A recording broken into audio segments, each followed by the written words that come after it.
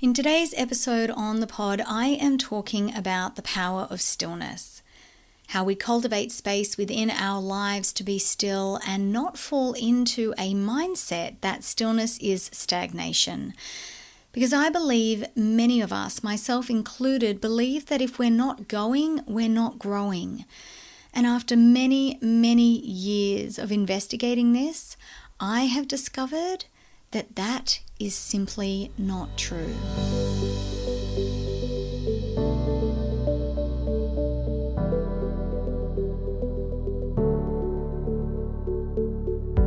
Hello and welcome to the Live Mindfully podcast. I am Laurie Moore and it is so great to have you here with me today. Let's start with taking a big breath in and sigh it out. Amazing. Last week we practiced the art of holding space for where we are and connecting with our body. And I hope that you have found some time this week to continue to check in with yourself and allowed whatever came up for you to exist. And so in light of that, how are you? How are you feeling in this moment? Today I am talking about stagnation and if stillness is stagnation. So first up, let's talk about stagnation. Stagnation is the state of not flowing or moving or lack of activity, growth or development. Stillness, according to our little dictionary on Google, stillness is the absence of movement or sound. So, one could be forgiven for making the very small leap that stagnation and stillness are the same. And from the outside viewpoint, they probably look the same. The funny thing I found when investigating these two words is the description given underneath. When you look up a word, they give you a sentence beneath it to describe how you would use that word in a sentence. And so stagnation said, blocked drains resulting in water stagnation, and stillness said, absolute stillness greeted by our gaze. So even though stillness and stagnation are very similar words in terms of their meaning, and they're both nouns by the way, so they are words used to identify something, they are described in very different ways. Stagnation gives the perception that something is dead or close to dead. It's no longer moving, there is a lack of growth or even desire for growth, and I think we can all agree that stagnation has a lot of negative connotations. Stillness doesn't. Stillness gives the perception that everything is calm, that everything is peaceful, that everything is in rest mode. Stillness doesn't give the illusion that things are not growing. Stillness doesn't depict death. But the dictionary descriptions of these words are almost identical. Stagnation equals not flowing or moving, and stillness is the absence of movement or sound. So the very reason why I think it is really important to have this very clear distinction between the two is because words and our understanding of them is powerful. And I think many of us believe that stillness is stagnation, particularly when we are looking at ourselves and our behaviors. Now, I also think that if I was to ask you, you would not make that assumption. I don't think if we were looking at a lake together that you would agree with me if I said that lake was stagnant.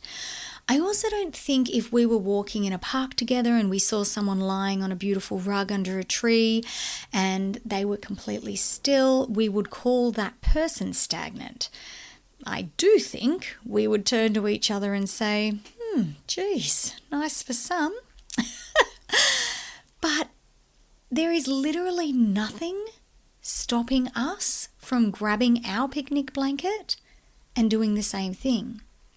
And yet we don't do it because we believe, and it may be a very ingrained and unconscious belief, but we believe if we are not going, we are not growing.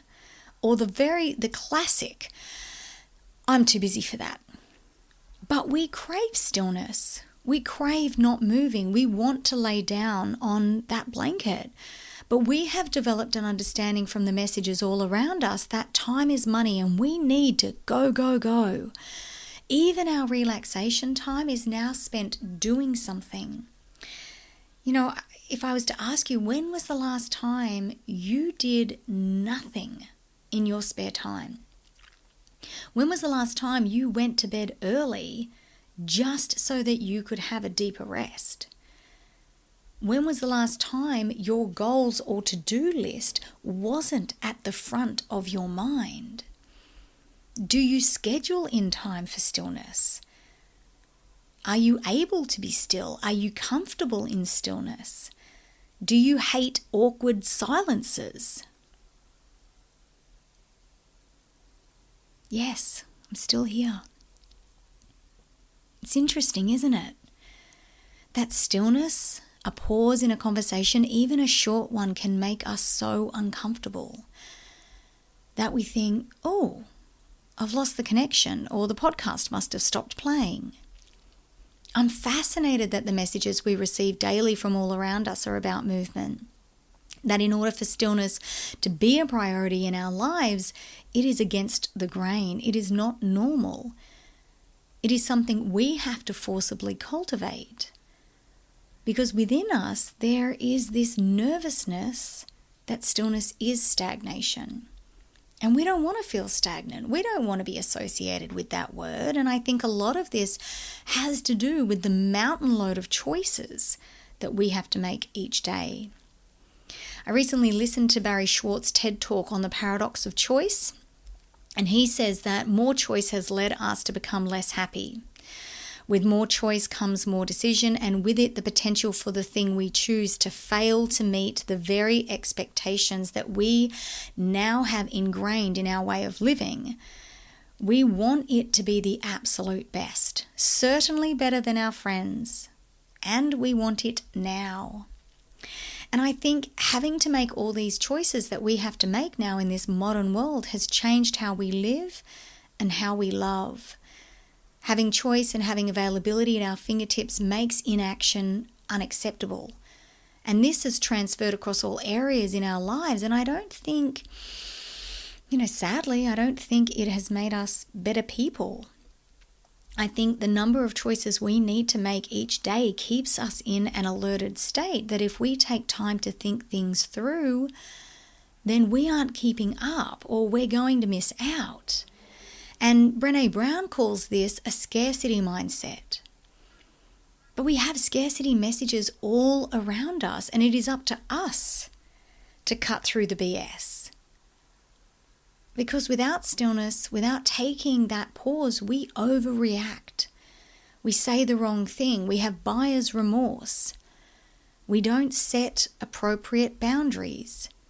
We don't live our lives the way we want to because we haven't actually taken enough time to think about our choices. It's very hard, if not impossible, to hear that guiding voice inside, also known as intuition, when we live our lives and our lifestyles are so full of movement and noise. It's hard to make good choices. It's hard to make the right choices for us when we are bombarded with so many scarcity messages. So it is up to us to cultivate space for stillness, to schedule in stillness, to practice being still. Because stillness is not stagnation. Stillness is laying on a blanket in a beautiful park. Stillness is watching a lake. Stillness is not responding to that angry text right away. And the most powerful thing about stillness, once we've cultivated it into our living, is that it makes us feel like we have a lot more time. Because we know that there is no urgency. We know that there is no scarcity. We know we are not going to miss out. When you practice stillness, you reinforce this message to yourself again and again and again. So how can we practice more stillness? The first step is to become aware of the feelings of urgency within. Notice when you feel like you need to rush and then ask yourself why. Why is such a powerful question. Why am I feeling the feelings of urgency right now? Why do I feel like I need to rush? What's the worst thing that is going to happen if I miss the train? Or I'm 10 minutes late, or I don't respond to that email or that text right away? What's the worst thing that can happen here? Because I will guarantee that 99% of the time, it's nothing. Nothing will happen. So why are we rushing? Why are we moving at this unjust pace? The second step is to actually schedule more stillness into your calendar. Now, this is not your meditation time. This is creating little pockets of time, 10 to 15 minutes between each task. And if you haven't listened to my podcast titled The Art of Slowing Down, it's only 10 minutes long and it brings in some very interesting research about rushing and taking purposeful breaks. And that's what this is. Making time for stillness through a purposeful break. And that podcast will give you all of the positive research into why we need purposeful breaks and what that means to our mind, our body, and our soul. And finally, give yourself a break. Cut yourself some slack. When we live in this fast-paced Amazon delivery the next day world, when having everything we want whenever we want it available to us at all times, yes, of course it is going to impact our mindset, our nervous system. It's going to impact how we raise our children and love our partners and how we treat ourselves. Give yourself permission to slow down. Don't worry what Susie up the road is doing. You're not running a race against her, and my guess is if you're listening to this, you're tired of running. Don't think of it as stagnation, think of it as stillness. Give yourself permission to take a beat before making your next decision. Don't pressure yourself to rush. Lower your expectations. If you need a minute, say, I'll need more time to think about that. Don't give an answer because you yourself think you should or someone else is pressuring you to. You are allowed to take your time. You are allowed to be still. Thank you so much for joining me today. Have a great week.